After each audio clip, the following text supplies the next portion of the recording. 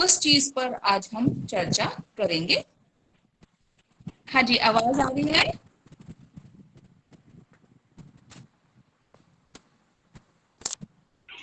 जी yes. Madam आ रही है। आवाज आ रही हाँ है जी, हाँ यस। जी। आ रही आ रही तो आ रही।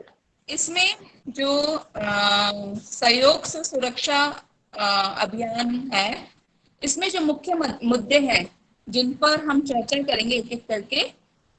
तो पहला है कि लोगों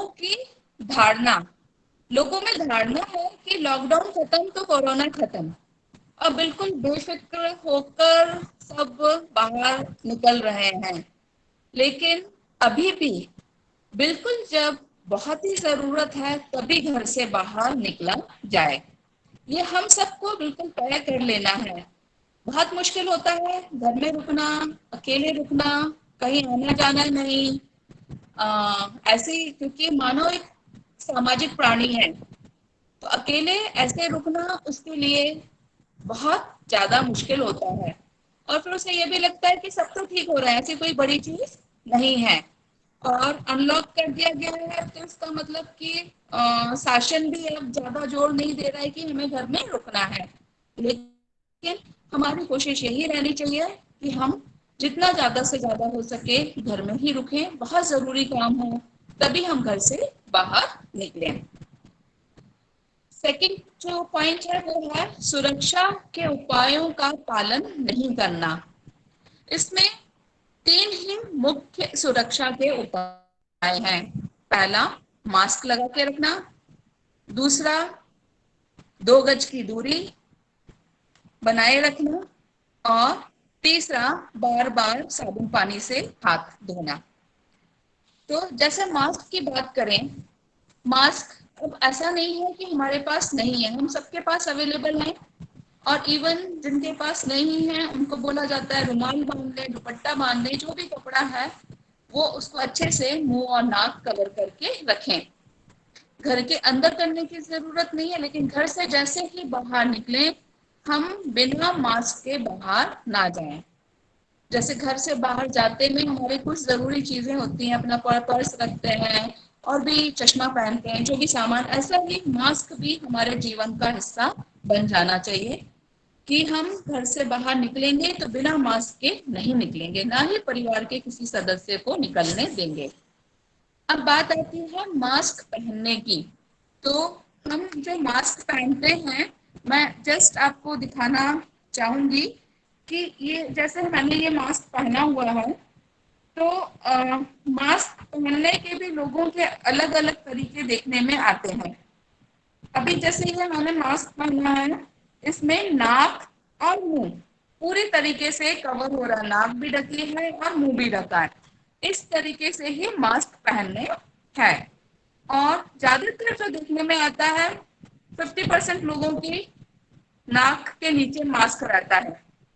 जब नाक के नीचे मास्क है तो श्वास के द्वारा आप वायरस सीधे सीधे अंदर ले रहे हो और छोड़ रहे हो। और भी अगर हम आगे देखें तो और भी ज्यादातर लोगों को मास्क जो है वो ऐसे दाढ़ी के रूप में पहने हुए देखा है या गले में लटकाए हुए।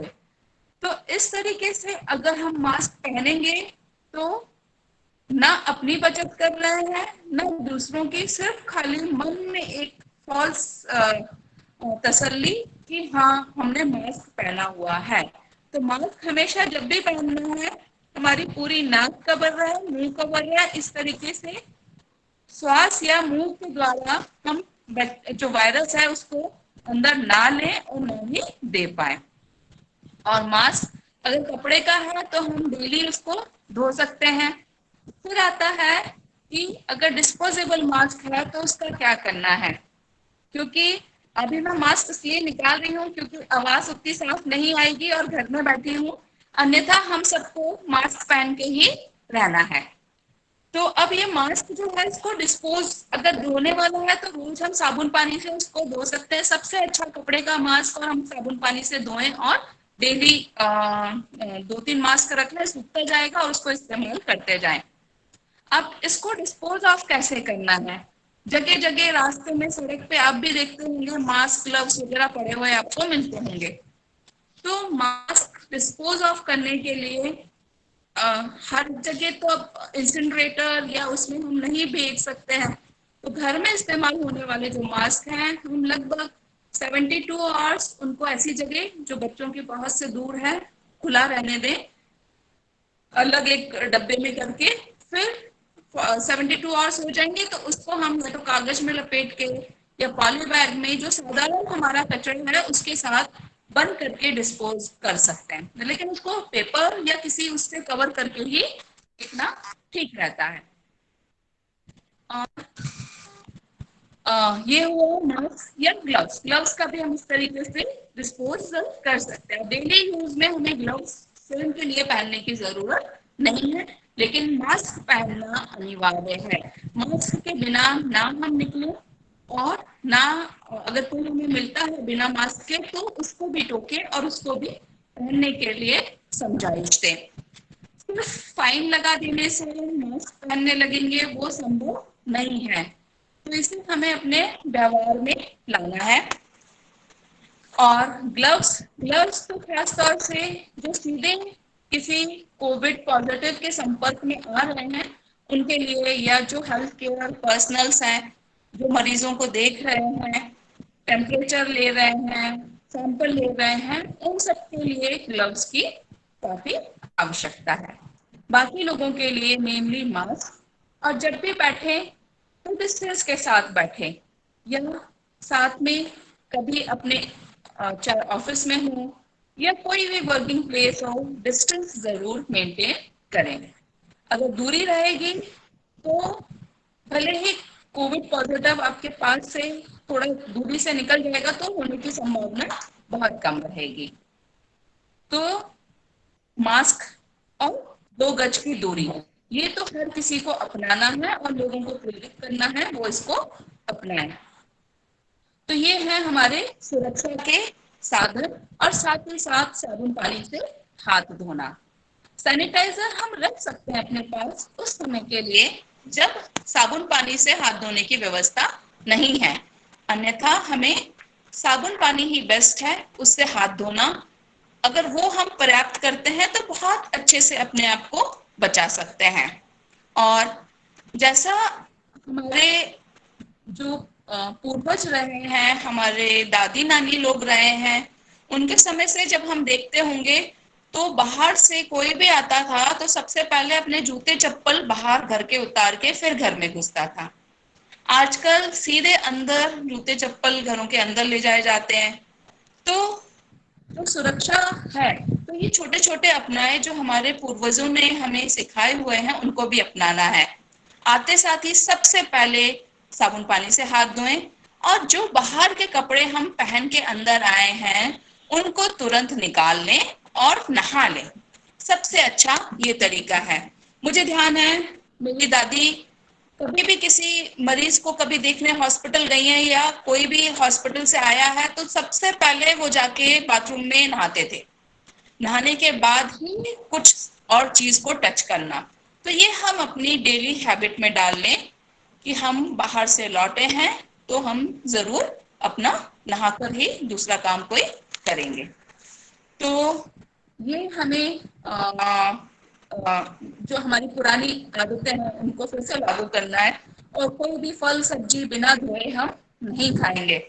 बहुत सारे लोग सैनिटाइज कर रहे हैं फल सब्जी तो उसको और एडल्ट्रेट कर रहे हैं, मतलब किसी सैनिटाइजर से सैनिटाइज करने की जरूरत नहीं है। सिर्फ खाली गुनगुने पानी में हम उसको रख दें थोड़ी देर तो उससे वो, अगर उसमें वैसे भी ना सिर्फ कोरोना वायरस, जबकि उसमें हम देखते हैं कि बहुत सारे इंसेक्टिसाइड पेस्टिसाइड ये सब हमारी खाने वाली चीजों में, रॉ चीजों में, इवन जो हमारी दालें वाले भी हम इस्तेमाल करते हैं सब में वो कीटनाशक दवाइयों और इन सब का इस्तेमाल प्रिजर्वेटिव्स का किया जाता है। तो हम गुनगुने पानी में अगर इन सबको धो के इस्तेमाल करेंगे तो वो सारे कीटनाशक जो हमारे शरीर के अंदर जा रहे हैं खाने के तत्व के साथ वो भी नहीं जाएंगे, और हम बहुत हद तक कोरोना वायरस से भी बचे रहेंगे। फिर हाथ धोने की बात भी बच्चों में बड़ों में सब में हम ये डालें कि बार बार हम हाथ धोते रहें, क्योंकि किस चीज पे हमारे हाथ टच हुए हमें नहीं पता।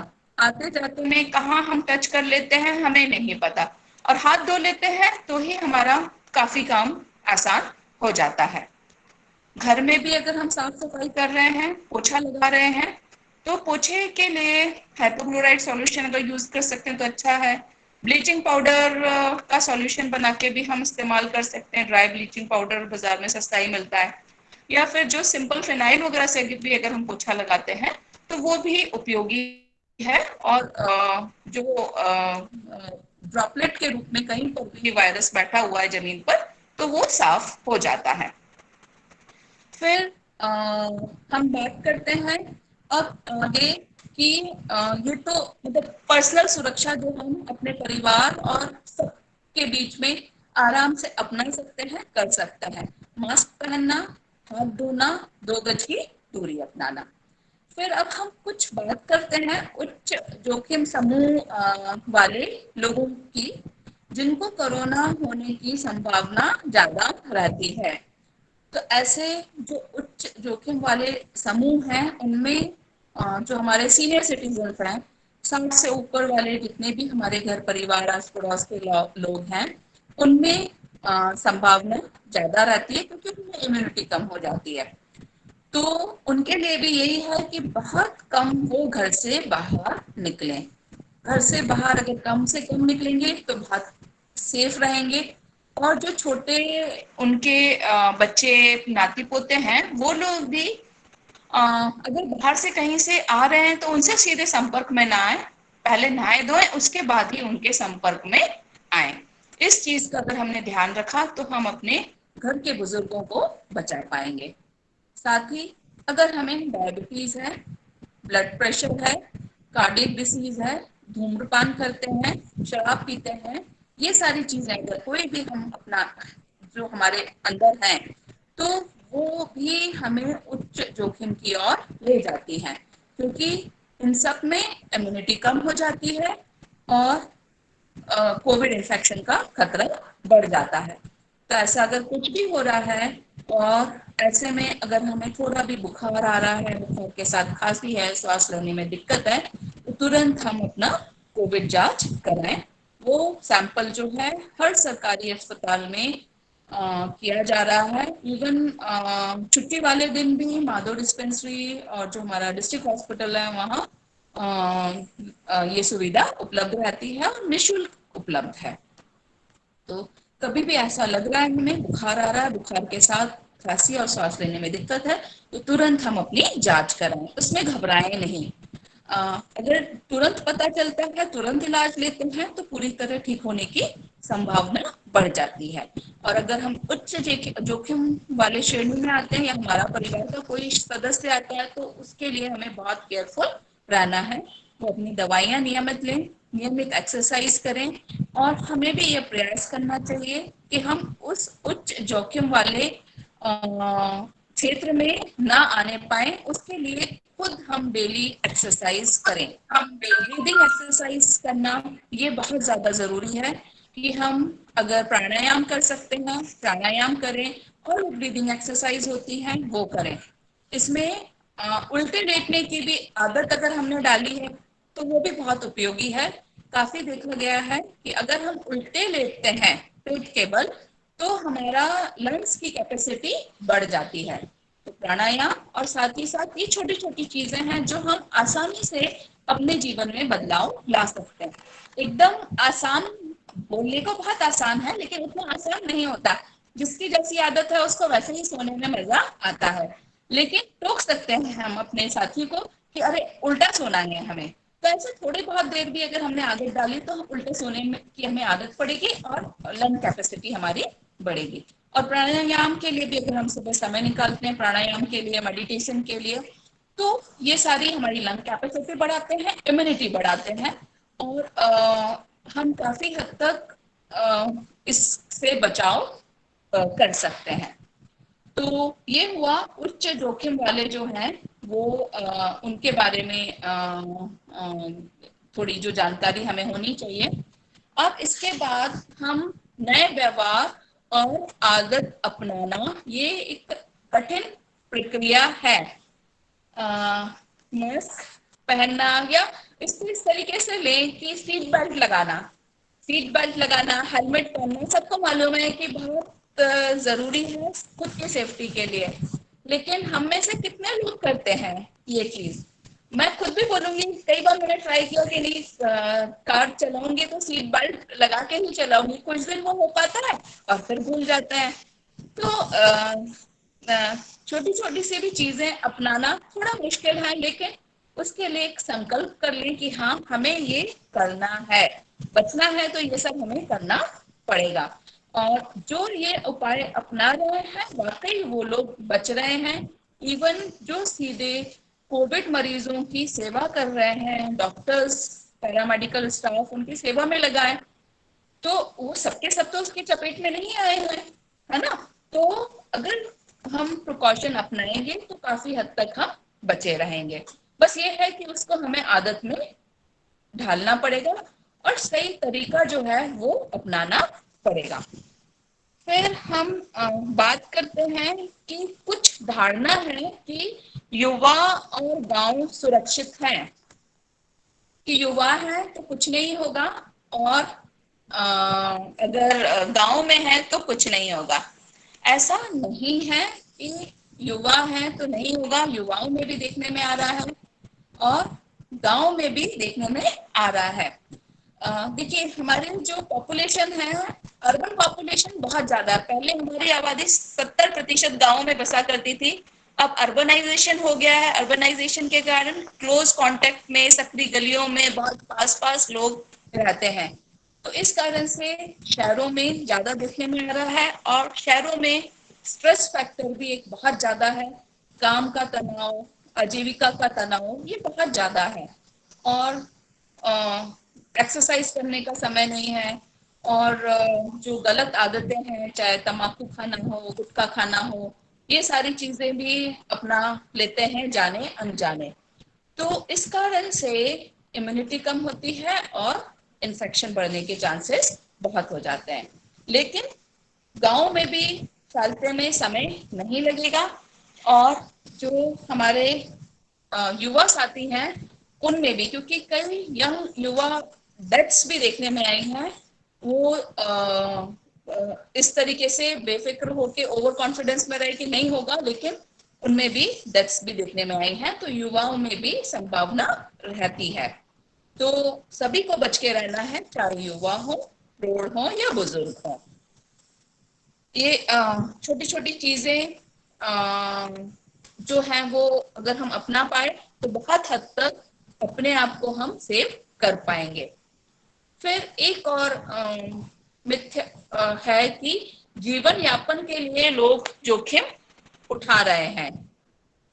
जैसे अभी हमारे बहुत सारे मजदूर साथी अपनी अपनी जगह लौट के आए, काफी सारी वहां पे भी डेथ्स हुई, और अब छोटे छोटे से जो व्यापारी हैं, चाहे वो ठेला लगा के समोसा कचौड़ी बेचने वाले हों या कोई भी, लॉकडाउन के समय बिल्कुल सबकी कमर टूट के रह गई। इवन जो बिजनेस क्लास है उनके भी, क्योंकि सारा सब कुछ बंद रहा, किराया उनको देना ही होता है, उनके जो एम्प्लॉयज हैं उनको देना ही होता है, और सारा सब कुछ बंद होने के कारण, तो अब जब लॉकडाउन खुला तो पर्याप्त सुरक्षा के उपाय अपने बिना सभी लोग अपनी आजीविका के लिए काम कर रहे हैं।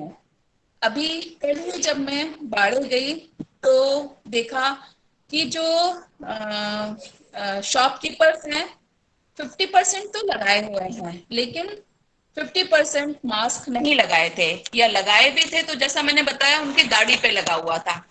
खास तौर से फीमेल्स, क्योंकि वो लिपस्टिक लगाई हुई है, तो मास्क लगाएंगे तो लिपस्टिक वगैरह उस पर लगेगी या छिपेगी जो भी है। तो ये छोटे छोटे जो मुझे लगा, तो ये चीजें अपनानी बहुत जरूरी है कि नहीं हम मास्क के बिना नहीं रहेंगे। कई लोगों को मैंने टोका भी कि आप मास्क पहने। इवन हम सब्जी लेने जाते हैं तो हम देखते हैं ठेले वाले ज्यादातर मास्क या गमछा पास में रखा रहेगा, वो लगाए हुए नहीं रहेंगे। तो हमको अब उन्हें टोकना है, रोकना है और बोलना है कि नहीं आप मास्क लगाइए। और हम ये भी कर सकते हैं, मास्क कोई बहुत ज्यादा महंगे नहीं आते हैं, 10-10 रुपए के मास्क आते हैं, तो हमेशा अपने साथ कुछ मास्क लेकर साथ में निकले, जिनके पास नहीं है उनको हम देते चले जाएं। तो ये एक बहुत बड़ा कार्य होगा कि हम अपने साथियों को और लोगों को इस बीमारी के उससे बचा पाए। तो ये चीजें जो है अगर हमने अपनाई तो मुझे लगता है सबको इसमें प्रयास करना पड़ेगा, अकेला प्रशासन नहीं कर सकता, पुलिस फोर्स नहीं कर सकता। अभी कंटेनमेंट जोन्स जो चल रहे हैं, 500-700 जगह कंटेनमेंट जोन है अभी, कितना पुलिस फोर्स है, सब जगह लग जाए लोगों को रोके, है ना? तो वो बहुत जरूरी है कि हम सब जागरूक हों और इस चीज के लिए हम सब एक आ, आ, मतलब शासन के हाथ बन जाए कि हाँ, हम भी आपके साथ हैं और सहयोग से सुरक्षा अभियान में पूरा हम सहयोग करेंगे और अपने को बचाएंगे और अपने साथियों को भी इससे बचाएंगे। देखिए, बहुत है इसमें बात करने के लिए, लेकिन मुझे लग रहा है कि आपके मन में भी बहुत जिज्ञासा होंगी, तो जो आपके मन में विचार है मुझे लगता है अब उन पे अगर हम बात करें तो ज्यादा अच्छा रहेगा। उससे ये है कि अगर मन में कोई शंका है या कुछ आप जानना चाहते हैं वो भी क्लियर होगा और दूसरे लोगों के लिए भी बात मिल पाएगी कि वो समझ सकें कि हमें और क्या करना है और क्या किया जा सकता है। तो मैं चाहूंगी कि आपके मन में जो भी विचार है वो आप पूछ सकते हैं, रख सकते हैं। धन्यवाद डॉक्टर विद्युत सिंघल। मेरी आवाज आ रही है हाँ जी, आपको? हाँ जी, आ रही है। अभी कुछ हमारे पार्टिसिपेंट्स ने चैट बॉक्स पर क्वेश्चंस लिखे हैं, हाँ, हाँ। तो वो मैं एक एक करके आपसे पूछता हूँ। हाँ जी, हाँ एक, जी, जब हाँ जी। आपने मास्क बांधने की विधि बताई तो उसमें नाक और मुंह तो कवर हो गया। एक हाँ, पार्टिसिपेंट ने लिखा है कि भाई कान तो कवर नहीं हुए, जबकि हाँ। वो इंटरनल तो पूरी तरह से कनेक्टेड है। तो इस बारे में आप थोड़ा बताइए। हाँ, देखिए, कान कवर करना उतना जरूरी नहीं है। मुख्य रूप से जो वायरस अंदर जाता है वो नाक और मुंह के द्वारा ही जाता है, बाहर भी उन्हीं के द्वारा निकलता, कान से निकलता भी नहीं है। तो मुंह और नाक अच्छा। इन्हीं के द्वारा ड्रॉपलेट के रूप में वो बाहर निकलता है और अंदर जाता है। तो ये दोनों ही कवर करना आवश्यक है। बाकी तो खैर आप पूरा अगर अपने आप को कवर करके रखते हो, एक ड्रेस बना लो जो बाहर पहन के जाना है, हाथ वाथ सब कवर है तो और अच्छा है, वो कर सकते हैं। लेकिन मास्क एक ऐसी चीज है जो नाक मुंह अगर कवर कर लिया तो मतलब मोर देन 90% हम अपने आप को सेफ कर सकते हैं। अच्छा, दूसरा प्रश्न एक उन्होंने लिखा हुआ है हमारे हम्म। पार्टिसिपेंट ने कि अभी पतंजलि ने एक दवा जारी करी कोरोनिल, और इसी हाँ। तरह की कई दवाएं बाजार में आ रही हैं। आप देखें डिस्प्ले काउंटर पर लगी हुई हैं, कोरोना की दवाई, कोरोना के लिए काढ़ा। तो हम्म। ये कहाँ तक इफेक्टिव है, इस बारे में थोड़ा आप बताएं। देखिए, कोई भी चीज होती है तो हर जगह लाश पे रोटी सेकने वाले मिल जाते हैं। तो कुछ भी होगा तो इस तरीके की चीजें जो है बाजार में आना शुरू हो जाती हैं। तो मैं मतलब उन सबका पूरी तरीके से बहिष्कार नहीं कर रही हूँ, लेकिन हम अगर अपने घरेलू जो चीजें हैं उन्हीं को अपनाएं वो ज्यादा अच्छा है। जैसे दूध में हल्दी डाल के लेना, ये नियमित हम करते रहें। गुनगुना पानी पीना, ये नियमित करते रहें, हमेशा गुनगुना पानी ही पीना है। भाप ले सकते हैं, वो अच्छा है। अगर सर्दी हो गई है तो विक्स डाल के भी भाप हम ले सकते हैं। और दूसरी चीजें जैसे अदरक है, दालचीनी है, काली मिर्च है, उसका उपयोग अपन वैसे भी नियमित रूप से करते हैं। और जिला आयुष कार्यालय या जो हमारा आयुर्वेदिक कॉलेज है, यहाँ ये लोग जो है गवर्नमेंट नॉर्म्स के अनुसार बनाते हैं और फ्री ऑफ कॉस्ट उन्होंने वो बांटा भी है। तो इस तरह की जो मतलब जो आइडेंटिफाइड प्लेसेस हैं, गवर्नमेंट अप्रूव प्लेसेस हैं, वहां से अगर कुछ ऐसा इस तरीके की आ रहा है, गिलोय तो वैसे भी फायदेमंद बताया है, तो जो ये नेचुरल चीजें हैं उनको हम बिल्कुल अपना सकते हैं, उसमें कोई बुराई नहीं है। लेकिन जो बाजार में इस तरीके के दावे के साथ वो कर रहे हैं कि इससे कोरोना खत्म हो जाएगा और ये, तो ये तो भ्रम है, हम वो लेकर ये सोच लेंगे कि नहीं अब हमें नहीं होगा और हम खुलेआम ऐसे घूमते रहेंगे, तो वो कोई उपाय नहीं है। हाँ जी, हाँ जी। एक प्रश्न और है कि नॉर्मली बरसात का खांसी जुकाम या अक्सर हल्का फीवर आ जाता है हाँ जी, हाँ और जी। एकदम संदेह जाता है कि भाई कोरोना तो नहीं है, हाँ, और कोरोना का टेस्ट कराना भी अपने आप में नहीं है, वहाँ लाइन में लगना या प्राइवेट लैब पे जाना।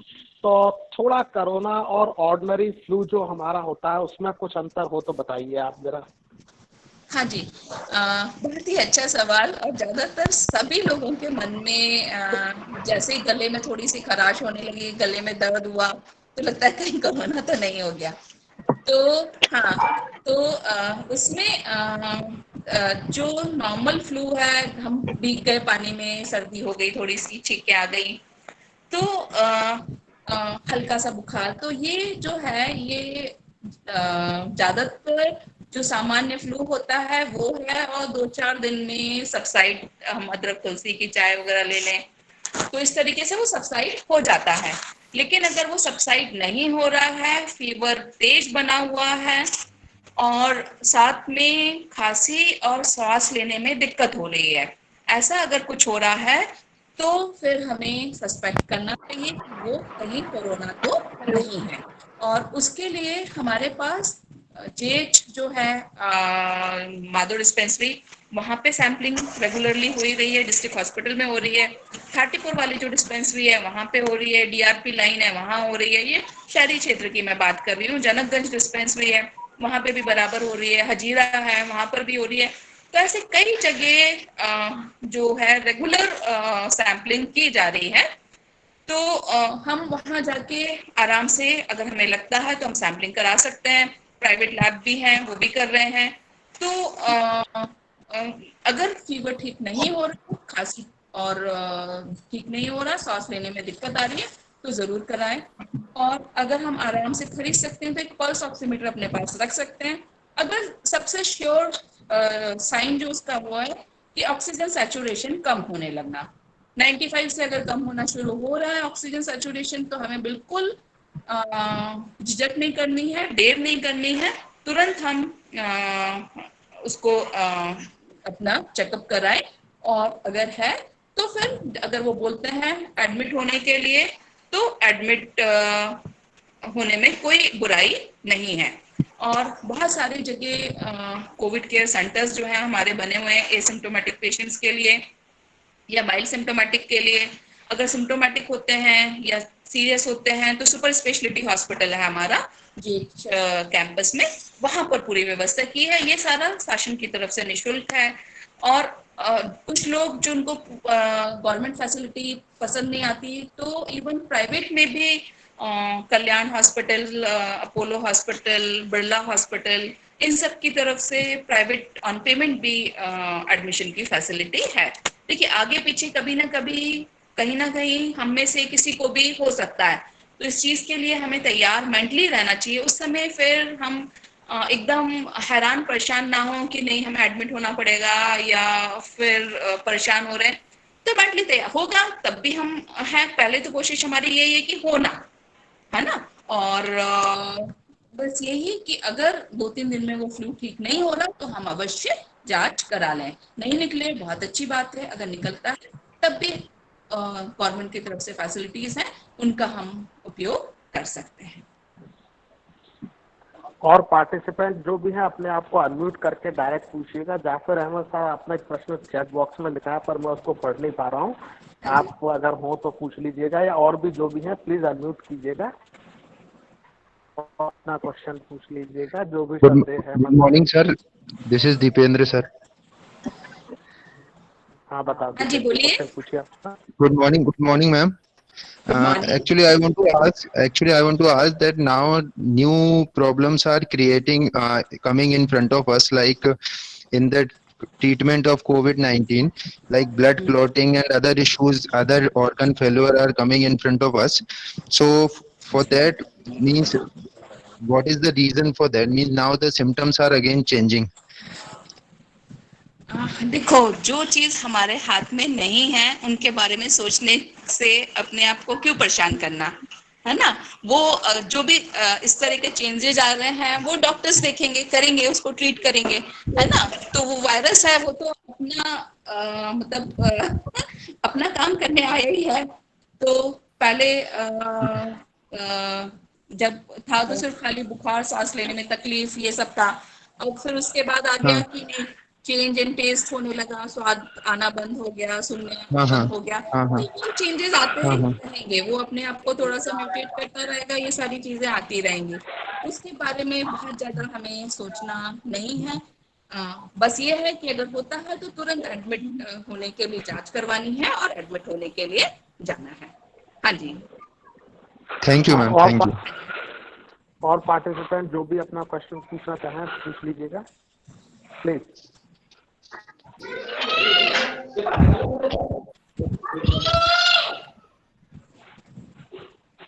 तो मुझे लगता है अब एक पार्टिसिपेंट इसमें हाँ जफीर बताइए। अहमद जी का प्रश्न अभी मैंने पढ़ा कि वायरस बहुत छोटा होता है कि दिखाई नहीं देता, लेकिन मास्क में सुराख से तो हम देख सकते हैं। तो मास्क ऐसा होना चाहिए जिसमें सुराख में से दिखे नहीं। खासतौर से हम कोशिश करें कपड़े के भी 3 लेयर वाला हो, और उसको जब हम देखें तो उसमें सुराख में से हमें रोशनी ना दिखे। ऐसा मास्क अगर हम इस्तेमाल करेंगे तो ज्यादा अच्छा रहेगा। बहुत ही अच्छा सवाल था। हाँ जी। धन्यवाद डॉक्टर बिंदु सिंगल, बहुत बहुत धन्यवाद। अभी हमारे बीच में एक और बहुत बड़े एक्सपर्ट हैं जो कि एजुकेशन के फील्ड से स्टार्ट करते हुए एंटरप्रेनर रहे, एक्सपोर्टर रहे, होटल बिजनेस में रहे, श्री आर के खेतान जी, जिन्होंने बिजनेस भी देखा है, एजुकेशन भी देखा है, हर चीज देखी है। तो मैं थोड़ा जरा उनसे निवेदन करूंगा कि वो अनम्यूट करके अभी के स्थिति सामाजिक प्रभाव कोरोना का क्या पड़ रहा है उसके ऊपर थोड़ा जरा हमको संक्षिप्त में बताएं। श्री खेतान जी, श्री आर के खेतान जी। हाँ, thank you doctor Singhal. Can you listen में? आ रही आप बोले सर, बोले Yes, आवाज आ sir. रही ओके है। Okay okay. सबसे पहले तो मैं डॉक्टर बिंदु सिंघल जी का बहुत बहुत एडमायर करता हूँ, थैंक्स करता हूँ कि उन्होंने बहुत अच्छे तरीके से और वैज्ञानिक तरीके से जो एक डॉक्टर समझा सकता है उसमें कोरोना के बारे में उन्होंने बताया। सहयोग से सुरक्षा करते करते हमें कैसे अपने आप को सुरक्षित रखना है इसके बारे में बताया। मेरे को डॉक्टर सिंघल साहब ने सुबह बताया था।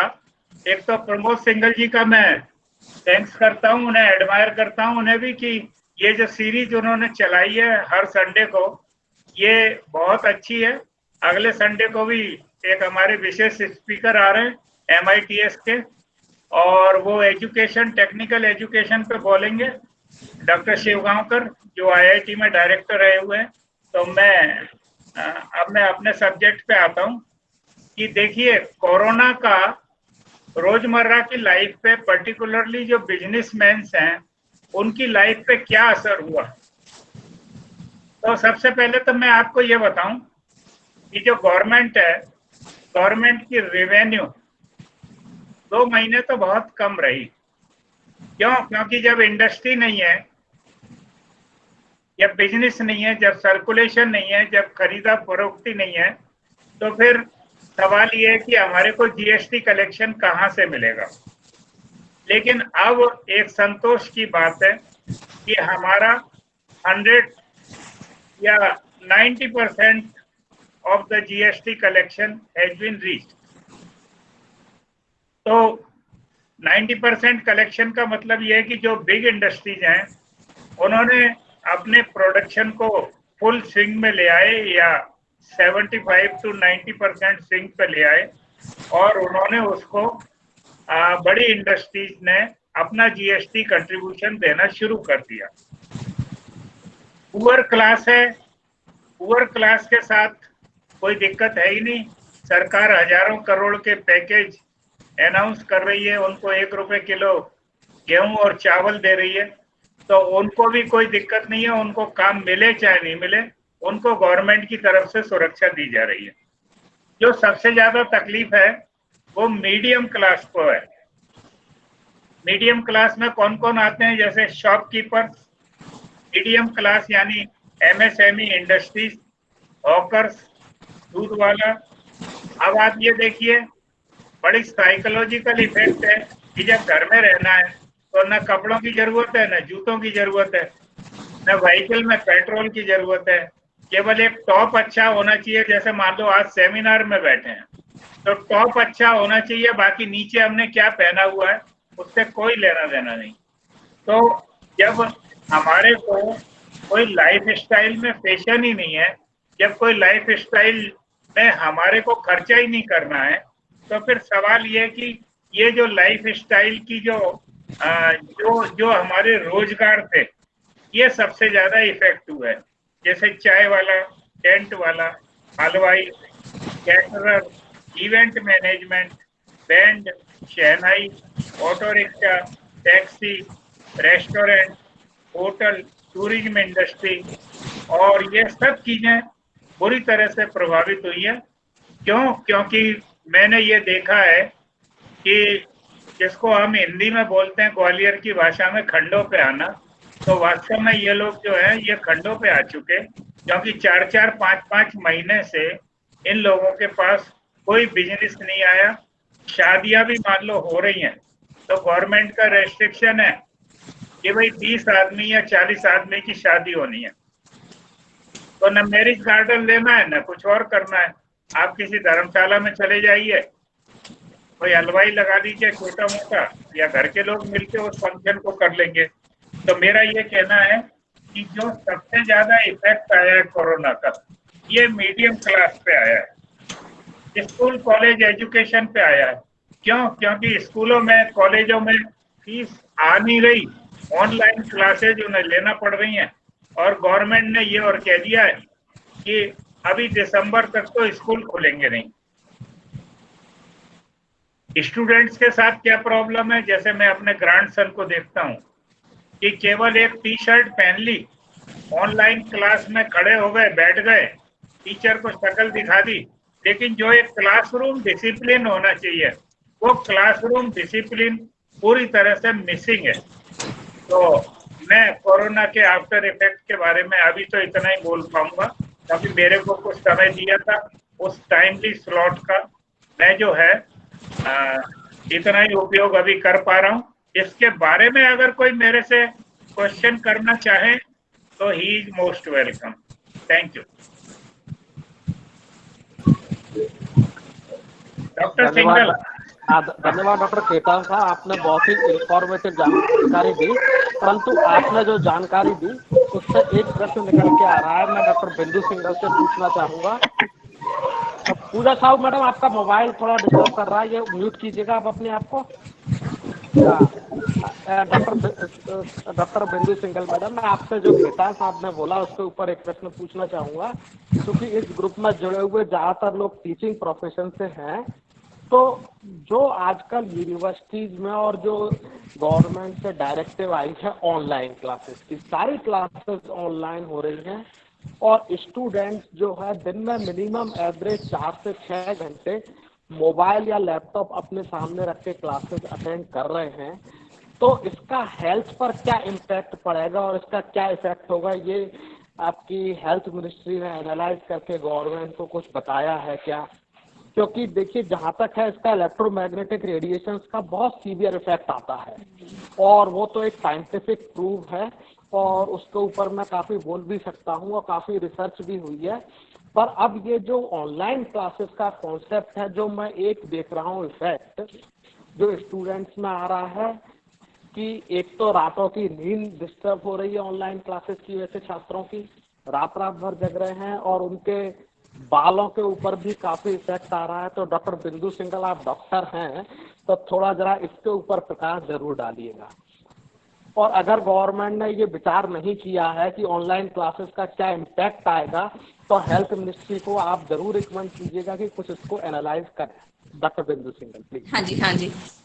बहुत ही वाजिब मन में विचार जो आया है वो ये कि पूरा समय इलेक्ट्रॉनिक मीडिया के आगे बैठे रहने से वाकई जो स्टूडेंट्स हैं हमारा, युवा वर्ग है, बच्चे हैं, वो उन पे नेगेटिव असर काफी आ रहा है। स्टडीज भी हो रही हैं, देखने में आ रहा है बच्चे जिद्दी हो रहे हैं, चिड़चिड़े हो रहे हैं, मोटापा बढ़ रहा है, क्योंकि बैठे बैठे सारा काम हो रहा है और स्क्रीन के आगे पूरा समय बने रहने से फिर मतलब उनकी सोचने समझने की भी क्षमता जो है वो कम होती जा रही है।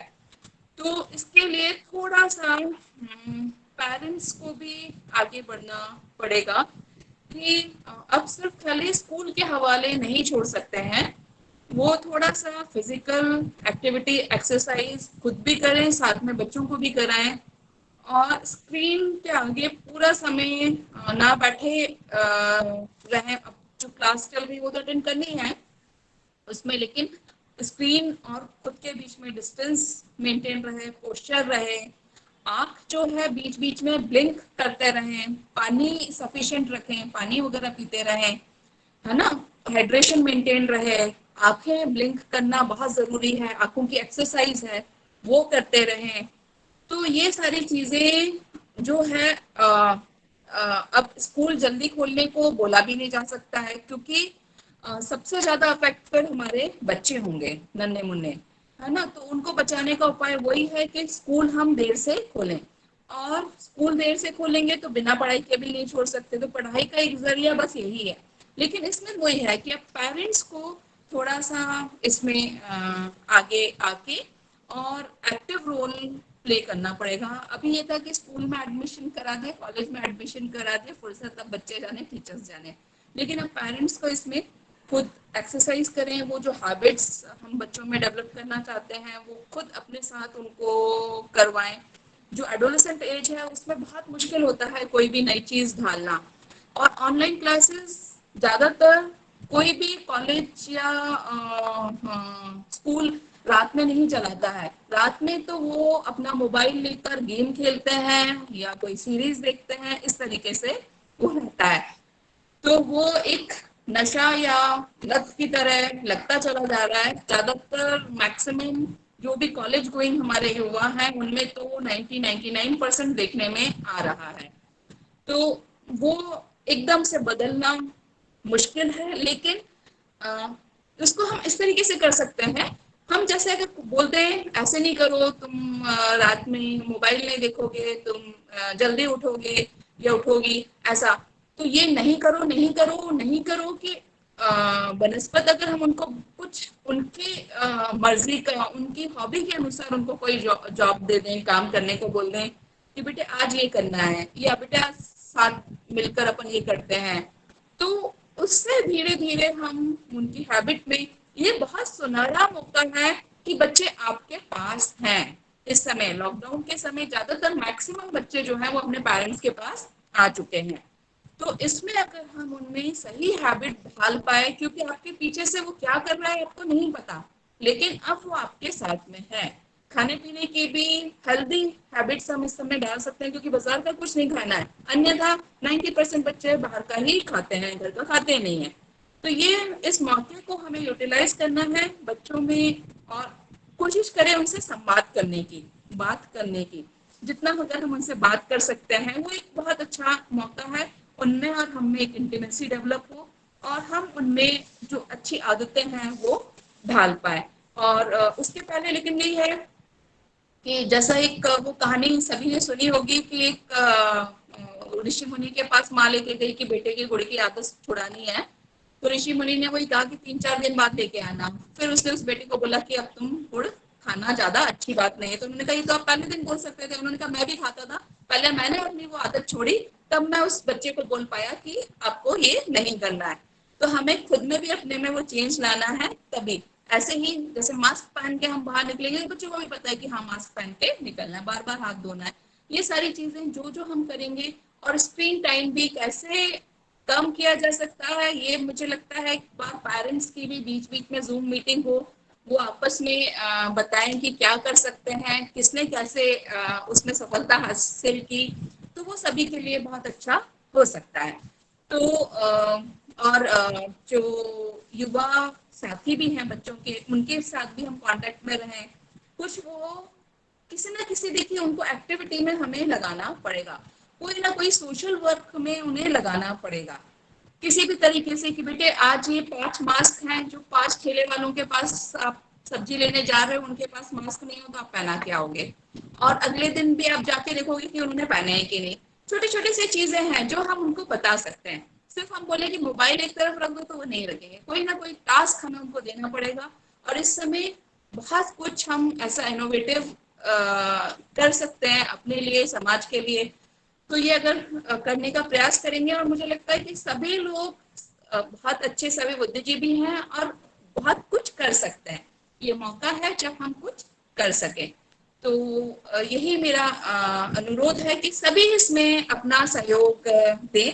एक शपथ है तो मैं बोल रही हूँ, बाकी आप अभी मतलब म्यूटेड ही रहें और अपने अपने म्यूटेड उससे अगर पीछे पीछे बोलेंगे तो बहुत अच्छा रहेगा। तो ये शपथ भी सभी के लिए हो जाएगी। तो मैं बोल रही हूँ, पीछे पीछे आप अपने बस मतलब बीच बीच में ब्रेक दूंगी जिससे आप अपने अपने मोबाइल में म्यूट के साथ ही बोल सके। अनम्यूट मत करें नहीं तो शोर होना शुरू हो जाएगा। तो सहयोग से सुरक्षा अभियान, इसकी जो शपथ है वो मैं बोल रही हूँ। मैं डॉक्टर बिंदु सिंगल, आप लोग अपना अपना नाम बोल सकते हैं। आज ये शपथ लेती हूँ कि कोरोना वायरस के संक्रमण को फैलने से रोकने के लिए मैं स्वयं एवं अपने क्षेत्र में लोगों को मुंह पर मास्क, दुपट्टा, रुमाल या कपड़ा बांधकर घर से बाहर निकलने, घर के बाहर आपस में 2 गज की दूरी रखने और बार बार साबुन और पानी से हाथ धोने के लिए प्रेरित करूंगी। कोरोना को लेकर किसी से कोई बुरा व्यवहार या भेदभाव ना करते हुए सभी के साथ प्रेम और सहयोग का व्यवहार करूंगी। कोरोना से, इस युद्ध से जो हमारी ढाल है, जैसे डॉक्टर्स, नर्स, अस्पताल कर्मी, पुलिस, सफाई कर्मी एवं मैदानी कार्यकर्ता आदि, मैं हमेशा उनका सहयोग, समर्थन और सम्मान करूंगी।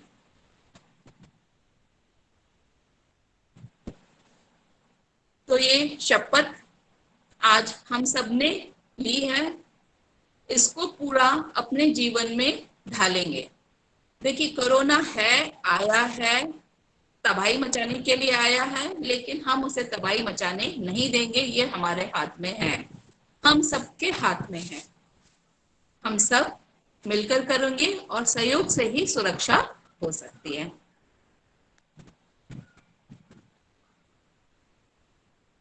डॉक्टर बिंदु सिंगल, अपने बहुत व्यस्त समय से इतना समय निकाला। डॉक्टर खेतान, आपने बहुत व्यस्त समय से समय निकाला अपना। और डॉक्टर बिंदु सिंगल ने कहा था कि मैं उपलब्ध रहूंगी, पर इतनी वो round the clock corona control में है कि मुझे संदेह था कहीं ऐसा ना हो वो मीटिंग में हो, पर उपलब्ध हुई। बहुत बहुत आभारी हैं। मैं डॉक्टर पूजा साहू से निवेदन करूंगी कि वो सभी का आभार व्यक्त करें। Doctor Pooja Sahu. Thank you sir. आवाज आ रही है सर? आवाज आ रही है। Thank you, sir. Thank you, Bindu ma'am, and thank you, R.K. Khetan sir. Very such nice information shared by you. And सभी पार्टिसिपेंट्स को भी मेरा बहुत बहुत आभार है कि आप लोग आए और इतने ही पेशेंस के साथ इतने सारे क्वेश्चंस मैम से पूछे और नॉलेज गेन की। और मैं प्रोफेसर दीप किशोर परसेड़िया का भी धन्यवाद करना चाहूंगी, और डॉक्टर पीके सिंगल सर का भी सहयोग जो उन्होंने हमें इस इवेंट को ऑर्गेनाइज करने के लिए दिया, उसके लिए भी सर आपका बहुत बहुत आभार। और मैम ने जैसा कि बताया कि कोरोना में आपको क्या सेफ्टी रखनी चाहिए, सभी उसको प्लीज फॉलो कीजिए, सेफ रहिए, सिक्योर रहिए और अपने फैमिली को भी सेफ रखिए, क्योंकि नहीं पता हमें कि कब तक ये सिचुएशन चलेगी। और बेटर यही है कि हम इसमें सरवाइव करने की कोशिश करें और जो हमारे आसपास है उनकी हेल्प करने की भी कोशिश करें। सभी को जागरूक कीजिए और खुद भी जागरूक बनिए। Thank you so much. Thank you sir. तो thank you all the participants, आपने बहुत बहुमूल्य समय दिया और हम इस तरह के प्रोग्राम आयोजित कर रहे हैं हर वीक में। तो आपके सुझाव और फीडबैक की हमको बहुत अपेक्षा है, जिससे कि हम प्रोग्राम में गुणात्मक सुधार ला सकें। तो फीडबैक फॉर्म जो आपने व्हाट्सएप ग्रुप ज्वाइन किया है, उस व्हाट्सएप ग्रुप पर आधा घंटे बाद उपलब्ध होगा। आप अपने फीडबैक जरूर दीजिएगा। धन्यवाद। अब सभा समाप्त होती है। धन्यवाद सभी को। Thank you. Thank you, sir. Thank you, sir. Thank you sir. Thank you sir. Thank you sir.